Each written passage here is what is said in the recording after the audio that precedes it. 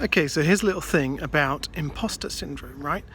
So I don't know if you've ever been in a situation, maybe it's a new job, maybe it's a job interview, maybe you've got to give a presentation, something like that, and you felt like an imposter. You felt like any day now you're going to get found out. But the thing is, if you can do the job, you can do the thing, you're not really an imposter unless you're just completely incapable of the job you're supposed to be doing. And so the whole idea of imposter syndrome is that it's not real. So there's a way of tackling this, and this is something I do. So Leonard Cohen very famously say, act the way you want to be, and soon you'll be the way you act. So just try and reverse engineer the situation. Think about the version of you that would be able to do this thing, the version of you that isn't an imposter, does have their shit together, and start to act like that person. Just do the things they do, say the things they say, be that level of organised that version of you would be.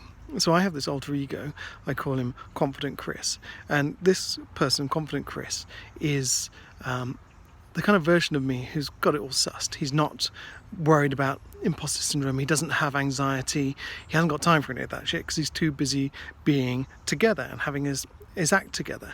And that is the kind of act that the persona that I sometimes call upon when I need to step up or bring it up a level or up my game, you know what I mean? So just try and reverse engineer this character, this person. Imagine what traits they would have and do that and be that. And soon it'll become a kind of habit and a practice and an art that you can step into and something that you can do. And it won't be something you're putting on anymore.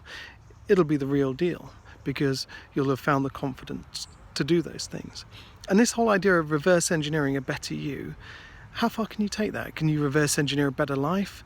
What would be the version of you, or who would be the version of you living your ideal life? And what would happen if you were to be that person? Start acting like them. Start having the kind of nous and the intelligence and the characteristics of the version of you who would live the life you want. And we're not talking about living someone else's life. We're talking about your ideal life. What does that life look like?